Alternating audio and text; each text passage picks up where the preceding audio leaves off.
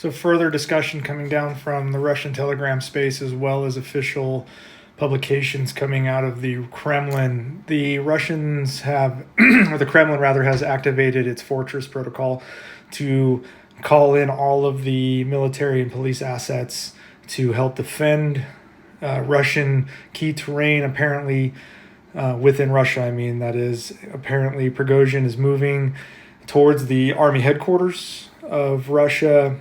Not entirely sure what the outcome is, but I can tell you that regardless of what happens tonight in Russia, there will be 25,000 less fighters fighting for Russia. Either Prigozhin's fighters are going to have to lay down their arms and submit to the Russian authorities, or they will all be killed. And alongside that, many Russians in the military and police service will be killed as well.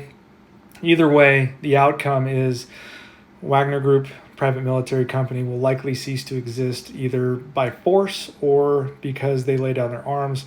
Prigozhin is telling the National Guard that has been activated by the Russians to join him in this movement to unseat whomever, whether it's Shoigu, Gerasimov. But at this point, when you're this deep into the situation, you have to be aiming at the Kremlin, because any attempt to remove staff members, part of the Siloviki, the oligarchy, would be seen as weakness on Putin's part. So he's going to have to deal with this overtly. And this Fortress protocol is pretty significant. It's a basic lockdown of Moscow as well as parts of St. Petersburg, as well as military installations. And this is what we're seeing take place right now in Moscow. As I'm not sure if we call this an uprising, a civil war, a coup, who knows? I just know that whatever it is, the Russians, or the Kremlin and the Ministry of Defense and the Russian FSB have a humongous mess on their hands. And oh, by the way, they're still prosecuting a war in Ukraine.